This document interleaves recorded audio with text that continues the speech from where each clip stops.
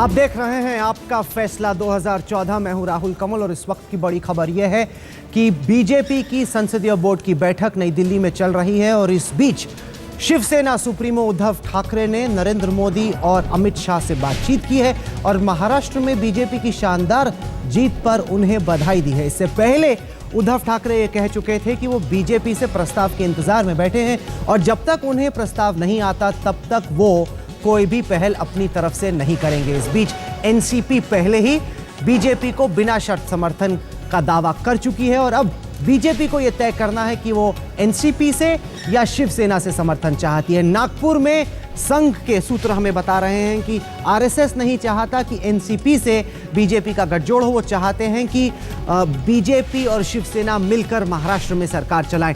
आइए हम आपको लिए चलते हैं अमिताभ सिन्हा के पास, बीजेपी पर पैनी नजर रखते हैं।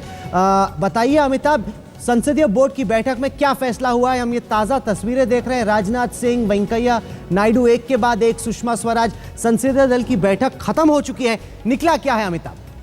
देखिए, अब बस अभी बैठक खत्म हुई है राहुल, और अब नेताओं का निकलना शुरू हो गया। अब से थोड़ी देर के बाद जगत प्रकाश नड्डा जो पार्टी के महासचिव भी हैं, संसदीय बोर्ड के सचिव भी हैं, वो अभी प्रेस कॉन्फ्रेंस करके बताएंगे। लेकिन जो बात जो उभर कर सामने आ रही है, जो संकेत मिले हैं, इस बैठक का नतीजा यही होगा कि हरियाणा और महाराष्ट्र में पार्टी के कौन कौन से पर्यवेक्षक जाएंगे, इस पर अंतिम फैसला लिया गया है और उनके नाम बता जाएंगे। पार्टी ने कई नामों पर चर्चा की है, लेकिन अंतिम फैसला क्या हुआ है, ये विधायक दल की बैठक जो अलग अलग राज्यों में होगी, महाराष्ट्र हरियाणा में, तब अंतिम फैसला लिया जाएगा। ऐसा किसी नाम का ऐलान करने से पार्टी अभी बचेगी। लेकिन सबसे अहम बात है राहुल कि बैठक में इस बात पर एक दूसरे को बधाई दी गई है और दूसरी बात कि प्रधानमंत्री की लोकप्रियता में कोई कमी नहीं आई है। ये चुनाव दिखाता है, पार्टी बार बार यही दिखाने की और साबित करने की कोशिश कर रहे हैं। उद्धव ठाकरे का पार्टी अध्यक्ष अमित शाह को फोन आया, प्रधानमंत्री नरेंद्र मोदी को फोन आया। शुरुआत में इस बात पर सवाल था कि फोन किसने किसको किया। मुंबई से खबर आ रही थी कि अमित शाह ने उद्धव ठाकरे को फोन किया, जबकि बीजेपी के सूत्र ये जिद कर रहे थे कि नहीं, फोन मातोश्री से 11 अशोक रोड पर आया। इस फोन के क्या मायने हैं अमिताभ? देखिए, दो चीजें साफ हैं। अगर उद्धव ठाकरे कह रहे हैं कि फोन बीजेपी ने किया और बीजेपी कह रही है कि फोन उद्धव ठाकरे की तरफ से आया था और फोन प्रधानमंत्री और अमित शाह पार्टी अध्यक्ष दोनों को आया और जीत की बधाई दी है, यानी कि जीत की बधाई अगर राहुल दी जा रही है, एक चीज तो कॉमन है कि फोन पे बात हुई है। एक जो बर्फ जमी थी रिश्तों पे, एक दूसरे के खिलाफ जो तल्खी आ गई थी, इस बातचीत के बाद, इस फोन कॉल के बाद, चाहे जिसने भी किया हो, बीजेपी कह रही है फोन उद्धव की तरफ से आया था, जिसने भी किया हो, लेकिन एक तल्खी हो, चाहे एक बर्फ हो रिश्तों पे जो जमी हुई थी, वो पिघलनी शुरू हो गई है, तल्खी दूर होनी शुरू हो गई है। एनसीपी का प्रस्ताव जो है उसने शिवसेना को काफी नरम कर दिया है। जाहिर तौर पर नए रिश्तों की शुरुआत जाहिर तौर पर होगी संसदीय बोर्ड की बैठक के दौरान। क्योंकि जब शिवसेना बात कर रही थी, उद्धव ठाकरे की जब प्रेस कॉन्फ्रेंस हुई, साथ में संजय राउत ने जब बयान दिया, उन्होंने कहा कि हम भी मुख्यमंत्री बन सकते हैं, शिवसेना का मुख्यमंत्री क्यों नहीं। अभी भी हालांकि केवल 60 सीटें शिवसेना को मिली हैं, लेकिन उन्हें लग रहा है कि वो भी बन सकते हैं मुख्यमंत्री। क्या आपको लगता है कि इस फोन कॉल के जरिए ये बात साफ हो गया कि उद्धव ठाकरे ने ये मान लिया कि जीत तो बीजेपी की ही हुई है?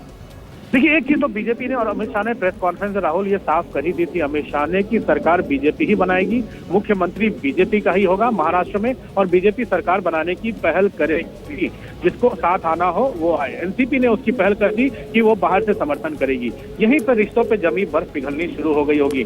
पार्टी इसके संकेत मिले होंगे। संघ ये चाहता है कि जो जिन दो पार्टियों का, बीजेपी शिवसेना का कोर वोट बैंक मिलता हो, जो हिंदुत्व का कोर वोट बैंक है, वो साथ रहे तो ज्यादा बेहतर होगा, क्योंकि कांग्रेस एनसीपी का साथ लगातार रहा है। एनसीपी के खिलाफ बीजेपी चुनाव लड़ी है, तो जाहिर तौर पर एक तबका ये नहीं चाहता था कि ये एनसीपी के साथ सरकार बने। लेकिन एक चीज तो साफ है, फोन कॉल हुआ है, बातचीत हुई है, जीत की बधाइयां दी गई हैं, इसलिए रिश्तों पर जमी बर्फ तो जरूर पिघली है। कहीं ना कहीं खटास जो थी रिश्तों में, कुछ हद तक दूर करने की दिशा में पहला कदम ये लिया गया है। मानव संसाधन विकास मंत्री स्मृति ईरानी जुड़ गई हैं, साथ के साथ चुनाव मामलों के विशेषज्ञ संजय कुमार इस वक्त हमारे साथ है। स्मृति ईरानी के पास पहले चलते हैं। स्मृति जी, ये जो पेशकश हुई, बातचीत हुई, उद्धव ठाकरे का फोन आया अमित शाह को, नरेंद्र मोदी को, क्या मायने निकाले जाएं इसके? राशिद अल्वी भी कांग्रेस पार्टी के हमारे साथ जुड़ गए। स्मृति जी, स्वागत है आपका। धन्यवाद। मुझे लगता है अब तक जो आप ये खबर चला रहे हैं सूत्रों के मुताबिक, उसकी पुष्टि मैं स्वयं इसलिए नहीं कर सकती क्योंकि ना मैंने फ़ोन कॉल कोई किया, ना किसी का फ़ोन कॉल मैंने प्राप्त किया। इसलिए मैं इतना ही कहूँगी कि आज का माहौल जो जश्न का माहौल और जीत का माहौल है, उसके लिए मैं हमारे संगठन के शीर्ष नेतृत्व को, नरेंद्र भाई को, मेरे पार्टी के अध्यक्ष को और प्रदेश के कार्यकर्ताओं नेतृत्व को और विशेषतः जनता को धन्यवाद देती हूँ। नहीं, पर कहीं ना कहीं स्मृति जी ये सवाल खड़ा हो रहा है कि 124 सीटों पर बीजेपी आके रुक गई। 144 सीटों का जो आपका मिशन था वो अब की बार पूरा नहीं हुआ। कहीं ना कहीं जिस तरह की बम्पर दीपावली की आपको उम्मीद थी वो बम्पर दीपावली नहीं हुई। शुभ दीपावली जरूर हुई बीजेपी के लिए, लेकिन बम्पर दिवाली ये नहीं रही। मानेंगे आप इसको? मुझे लगा बम्पर दिवाली इस मायने से रही क्योंकि ये दिवाली भ्रष्टाचार को सुलगाने वाली और विकास को बढ़ाने वाली दिवाली है। ये दिवाली कहीं ना कहीं कांग्रेस से महाराष्ट्र को मुक्त करने की दिवाली है। ये दिवाली विकास का नया दीप जलाना और कमल का फूल खिलाने वाली दिवाली है। तो इस विषय में कम से कम हम सार्थक रूप से अपनी प्रतिभा का प्रदर्शन कर पाए हैं। सिंगल लार्जेस्ट पार्टी के रूप में महाराष्ट्र की धरती पर उभर आए हैं, वो अपने आप में एक ऐतिहासिक बात है। एनसीपी से बिना शर्त के समर्थन की जो पेशकश हुई है उसको आप किस रूप में देख रही हैं? मैं चूंकि उस पार्टी की प्रवक्ता हूं नहीं, इसलिए ये प्रश्न अगर आप एनसीपी से करें तो बेहतर होगा। नहीं, क्योंकि एनसीपी वो पार्टी है जिसको पंढरपुर में नरेंद्र मोदी ने नेचुरली करप्ट पार्टी कहा। पूरे कैंपेन में बार बार ये आरोप लगाया कि एनसीपी भ्रष्ट है। अब एकाएक हम देखते हैं कि चुनाव के नतीजे आने के फौरन बाद प्रफुल्ल पटेल कहते हैं कि बिना शर्त के हम समर्थन देने को तैयार हैं। लोग ये मान रहे हैं कि ये तो सेटिंग पहले ही हो गई थी। बीजेपी शिवसेना का रिश्ता टूटा, उसके आधे घंटे बाद कांग्रेस एनसीपी का रिश्ता टूट गया। क्या तभी से प्लान बी पर तैयारी चल रही थी बीजेपी की, स्मृति जी? मुझे लगता है कि आप चाहे प्लान ए, बी, सी या जी हो, जिस भी किसी प्लान की चर्चा इस वक्त अपने स्टूडियो में कर रहे हैं, उसका कोई भी संबंध या सरोकार बीजेपी से नहीं है। भारतीय जनता पार्टी आगे की क्या रणनीति करेगी, इसका निर्णय हमारी पार्लियामेंट्री बोर्ड लेगी, जो इस वक्त दिल्ली में हमारी पार्टी के मुख्यालय में मिल रही है। और जब हमारी पार्लियामेंट्री बोर्ड किसी निष्कर्ष पर पहुंचेगी तो आपके माध्यम से हम देश के सामने पार्लियामेंट्री बोर्ड और भाजपा का विशेषता वो निर्णय प्रस्तुत करेंगे। राशिद अल्वी साहब, कांग्रेस के लिए परेशानी का सबब यह कि आप लार्जेस्ट ऑपोजिशन के तौर पर भी नहीं उभरे। जो आपकी हालत पार्लियामेंट में हुई हूबहू वही हालत आपकी महाराष्ट्र में भी हो गई, हरियाणा में भी हो गई। और इत्तेफाक देखिए कि राहुल गांधी की उम्र 44 है। 44 सीटें आपको लोकसभा में मिली, 44 सीटें आपको विधानसभा में महाराष्ट्र में मिली। 44 के आंकड़े का क्या है उसका? देखिए, मैं बहस नहीं करना चाहता हूं। हम चुनाव हारे हैं, भारतीय जनता पार्टी जीती है। बल्कि मैं कहूंगा कि वोट भारतीय जनता पार्टी की हिमायत में नहीं पड़ा है, वोट हमारे खिलाफ पड़ा है। एक जगह हम 15 साल से सरकार में थे, दूसरी जगह हम 10 साल से सरकार में थे। एंटी इनकम्बेंसी बहुत ज़्यादा थी, लोग बदलाव चाहते थे। बीजेपी के हाथों में उन्होंने ताकत दी है, मैं उनको मुबारकबाद देता हूं। लेकिन बड़ा सवाल है कि महाराष्ट्र के अंदर आज फिर शिवसेना से बात कर रहे हैं। अब ये अफजल खां के साथ कैसे समझौता हो पाएगा? दिल्ली के अंदर तो कहा था कि अफजल खां बैठे हुए हैं, शिवसेना बोलती थी। अब समझौता होने को तैयार है। तो क्या सत्ता इतनी इंपॉर्टेंट है कि सत्ता के लिए इलेक्शन के बीच में अहम सवाल है, कुछ भी बोला जाता रहे? दिल्ली में बीजेपी ने फैसला लिया कि एक दूसरे से गले मिल बहुमत नहीं मिला, हम सरकार नहीं बनाएंगे।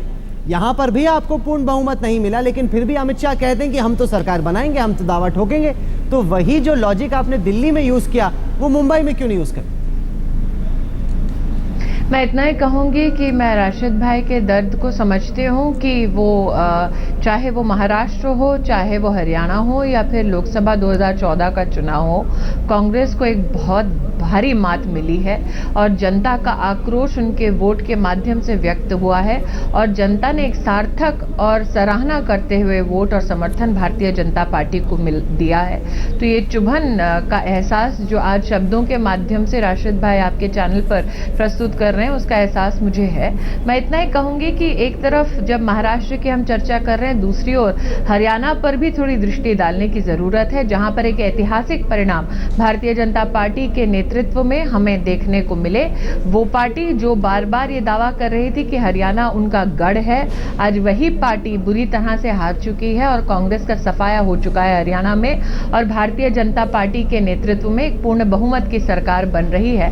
आप इस बात को नकार नहीं सकते कि इन दोनों राज्यों में नरेंद्र भाई के और भारतीय जनता पार्टी के अध्यक्ष के नेतृत्व में कार्यकर्ताओं ने बहुत ही अच्छा प्रदर्शन किया है। तो आखिरकार महाराष्ट्र में कैसे बनेगी सरकार और किसकी बनेगी सरकार, उस पर एक नजर डालते हैं। बीजेपी सिंगल लार्जेस्ट पार्टी के तौर पर तो उभरी है, लेकिन मेजॉरिटी उसे नहीं मिली है।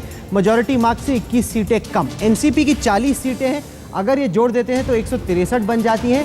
इनकी सरकार बन गई, लेकिन संघ के आरएस नागपुर में बैठे जो नेता हैं वो चाहते हैं कि एनसीपी से साठगांठ ना हो।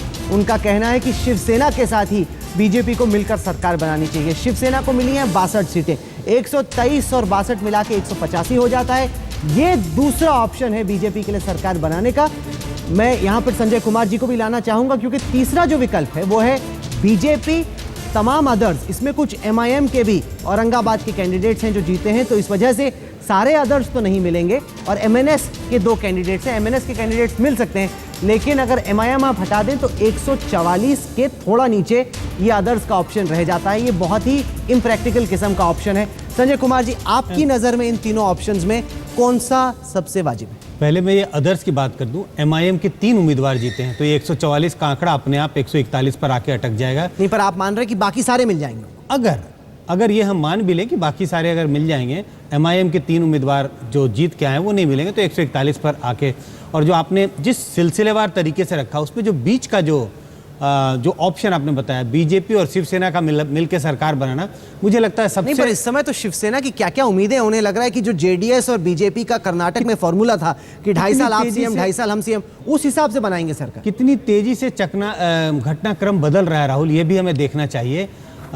चुनाव के समय जब कैंपेन चल रहा था उस समय क्या तेवर थे, सुबह जब चुनाव के नतीजे आ रहे थे तब क्या तेवर थे, और अभी आधे घंटे पहले जो चीज़ें पलट रही हैं, किसने किसको फ़ोन किया, फ़ोन होनी शुरू हो गई, तो ये सब चीज़ें बदल रही हैं बहुत तेज़ी से। और मुझे लगता है दिवाली का मौसम है, 3 पत्ते और ब्लफ का मौसम है, तो इस वक्त कांग्रेस, एनसीपी, शिवसेना और बीजेपी के बीच में ब्लफ और 3 पत्ती की गेम चल रही है। बिल्कुल ऐसा ही मान लीजिए। और मुझे लगता है कि इसमें फाइनली जो कुल मिला के जो नतीजे निकल के यही आएंगे कि बीजेपी और शिवसेना मिलकर सरकार बनाएगी। और कहीं ना कहीं एनसीपी ने जो पेशकश की उससे शिवसेना की हवा टाइट हो गई।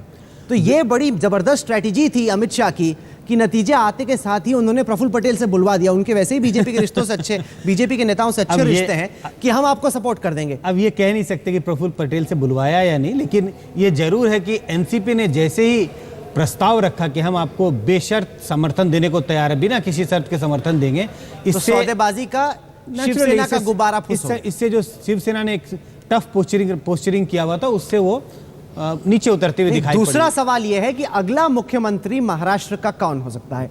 सबसे आगे इस रेस में चल रहे हैं देवेंद्र फडणवीस, आरएसएस के चहेते हैं, साथ के साथ नरेंद्र मोदी और अमित शाह के भी पसंदीदा, और ओम माथुर भी उन्हें पसंद करते हैं। इसके अलावा नितिन गडकरी हैं जो कि पब्लिकली तो कहते हैं कि वो नहीं बनना चाहते सीएम, लेकिन मन ही मन में अगर उन्हें भेजा जाए तो वो इस ऑफर को कबूल कर लेंगे।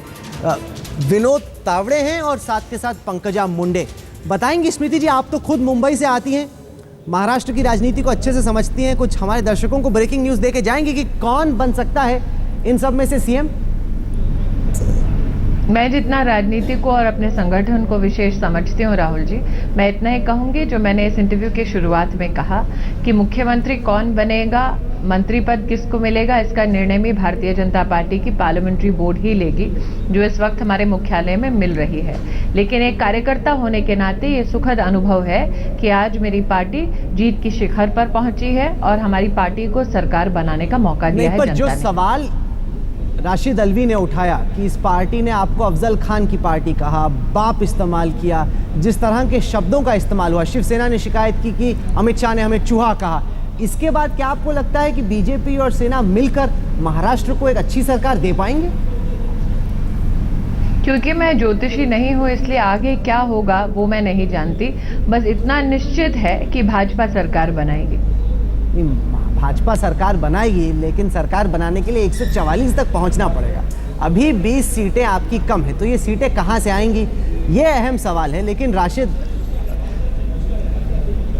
हम तस्वीरें देख रहे हैं, साथ के साथ इस वक्त बीजेपी पार्लियामेंट्री पार्टी बोर्ड की मीटिंग खत्म हो चुकी है। राजनाथ सिंह पूर्व अध्यक्ष पत्रकारों से बात कर रहे हैं, आइए सुनते हैं क्या कह रहे हैं।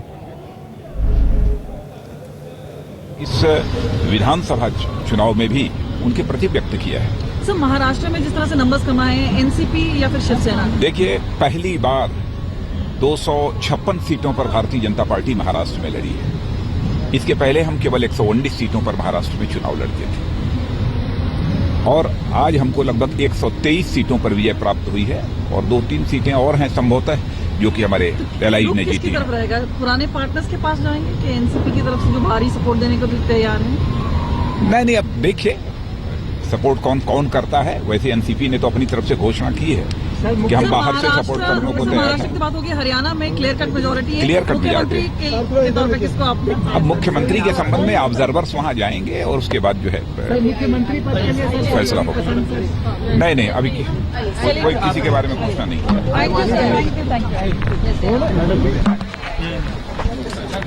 अध्यक्ष राजनाथ सिंह, राशिद अल्वी साहब, मोदी का मिशन है कांग्रेस मुक्त भारत। आपको लगता है कि अब आप 2 अहम राज्यों में बीजेपी ने आपको हरा दिया है। आप हरियाणा में भी हार गए, महाराष्ट्र में भी हार गए, कर्नाटक में आपकी सरकार है, इसके अलावा बड़े राज्य आपके हैं, असम है, एक हिमाचल प्रदेश है और उत्तराखंड। जिस रफ्तार से कांग्रेस जा रही है, ये जो सपना था मोदी जी का कांग्रेस मुक्त भारत, हो सकता है 5 साल में पूरा हो जाए। देखिए, मैं कहूँगा कि नरेंद्र मोदी जी का और भारतीय जनता पार्टी का सपना है कि देश कांग्रेस मुक्त हो जाए। हमारा सपना है कि गरीबी मुक्त हो जाए, भ्रष्टाचार मुक्त हो जाए, देश में विकास हो। यही हमारे अंदर और उनके अंदर फर्क है। पार्लियामेंट के चुनाव को अगर आप देखेंगे, जरूर हम हारे, हमें बीजेपी ने नहीं हराया, देश की जनता ने हराया। हरियाणा महाराष्ट्र के अंदर भी जनता ने हराया। लेकिन अगर आप परसेंटेज ऑफ वोट देखेंगे महाराष्ट्र के अंदर, तो पार्लियामेंट के अंदर जो वोट पड़ा था वो आज हमें ज्यादा पड़ा है। हम आगे की तरफ जब आप बढ़े। ये दर्शकों को कहते हैं कि आपको मानिए, वोट भारतीय ज्यादा जनता पड़ा, पार्टी के आप मुकाबले गुमराह का कर रहे हैं हमारे प्रोपेगेंडा। दर्शकों को। वो इस वजह से कि पार्लियामेंट का चुनाव और 2009 का चुनाव आपने एनसीपी के साथ मिलकर लड़ा था। अब आपने पहले से कहीं ज्यादा कैंडिडेट खड़े किए, तो लाजमी तौर पे आपके ज्यादा उम्मीदवार हैं, तो आपका वोट बढ़ेगा। लेकिन आपकी सीटों की तो हालत देखिए, 43 सीटों पे आ गए हैं आप, तो ये ना कहिए कि आपका वोट बढ़ गया है। देखिए, आप बिल्कुल आप देखिए, पार्लियामेंट में तो हम महाराष्ट्र के अंदर 2 ही सीटें जीते हैं, तो हम आगे तो बढ़े हैं। लेकिन स्मृति जी सच बोलती हैं। उन्होंने कहा कि मैं सिर्फ ये जानती हूं कि आज सरकार बनेगी, मैं ये नहीं जानती आने वाले समय में क्या होगा, सरकार क्या करेगी क्या नहीं करेगी। आप देखिए, पार्लियामेंट के चुनाव के बाद जो मुद्दे नरेंद्र मोदी जी ने उठाए थे, बीजेपी ने उठाए थे, एक मुद्दा आज भारतीय जनता पार्टी स्मृति ईरानी जी, काले धन की बात नहीं करेगी, बीजेपी जिस तरीके से जता रही थी, महंगाई की बात नहीं करेंगे, कांग्रेस का और एनसीपी का सुपड़ा साफ हो जाएगा, वो कम से कम नहीं हुआ। वोट शेयर अगर उठाते हैं तो कांग्रेस का वोट शेयर केवल 3% गिरा है, एनसीपी का वोट शेयर बल्कि 1% बढ़ा है। अपने अपने गढ़ में कांग्रेस और एनसीपी ने ठीक ही ठाक किया है लोकसभा चुनावों की तुलना में। सुपड़ा साफ नहीं हुआ है। बीजेपी जीती जरूर है, लेकिन जैसे आप मैदान जंग में प्रतिद्वंदी वैसे नहीं जीते। मेरे पास चूंकि मात्र अब आपके चैनल पर 2 मिनट हैं, इसलिए मैं इतना ही कहना चाहती हूँ कि जब मैदान जंग में प्रतिद्वंदी उतरते हैं तो इस भावना के साथ उतरते हैं कि जो लक्ष्य उनका है कि दुश्मन पर इस प्रकार से विजय प्राप्त हो ताकि दुश्मन का कद घटे। वो विजय हमने महाराष्ट्र में और हरियाणा में प्राप्त की है। और जहां तक कि जनता ने हराया है कांग्रेस को, बीजेपी ने नहीं, तो लोकतंत्र लोकतंत्र में हार का माध्यम जनता ही बनती है, लेकिन विशेष ये रहता है कि विकल्प के रूप में जनता किसे चुनती है, और जनता ने विकल्प के रूप में भारतीय जनता पार्टी को चुना। इस सच से भी कांग्रेस के कोई भी नेता अपना मुंह फेर नहीं सकते। और जहां तक की बात जनता जनार्दन की अपेक्षाओं को पूरा करने की है, जवाब तो देने दीजिए, निकालने की जल्दी है आपको।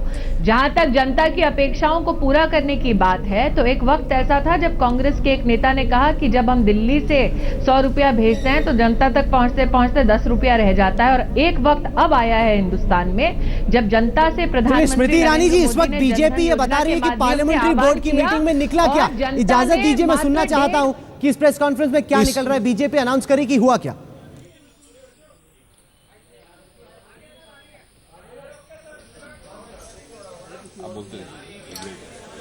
मित्रों, मैं फिर से रिपीट करता हूं, आज भारतीय जनता पार्टी की संसदीय बोर्ड की बैठक पार्टी हेडक्वार्टर्स में हुई। इस बैठक की अध्यक्षता हमारे राष्ट्रीय अध्यक्ष श्री अमित भाई शाह जी ने की। बैठक में हमारे आदरणीय प्रधानमंत्री जी और सभी संसदीय बोर्ड के सदस्य उपस्थित थे और बैठक में हरियाणा और महाराष्ट्र के चुनाव के विश्लेषण विस्तार से किया गया और इस विश्लेषण के पश्चात एक 2 पृष्ठ का प्रस्ताव भी पारित किया गया, जो आपको अभी आप सबके बीच में वितरित किया जाएगा। मूल भाव उस प्रस्ताव का इस प्रकार से था कि भारतीय जनता पार्टी इस चुनाव के नतीजों को जो हरियाणा और महाराष्ट्र की जनता ने भारतीय जनता पार्टी के पक्ष में वोट दिया है और ये जो नतीजे आए हैं, इसको with deep sense of humility इसको स्वीकार करती है और इसका आदर करती है, इसका स्वागत करती है।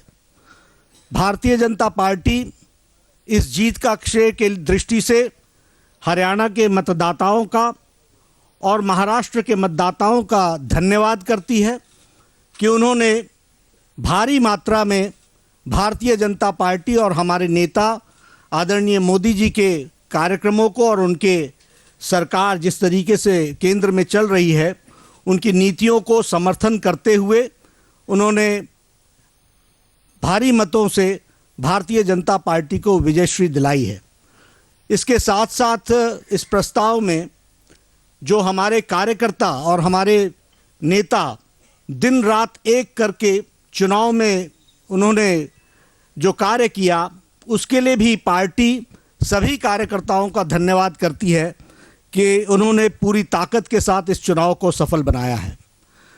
एक बात स्पष्ट रूप से सामने आई है कि भारतीय जनता पार्टी के केंद्र सरकार के सुशासन, विकास और प्रधानमंत्री जी पर विश्वास, the credible leadership of Narendra Modi ji and the programs undertaken by him in the past 4 months, which has taken care of all sections of the society, and they have been brought to the mainstream in such a short span of 4 months.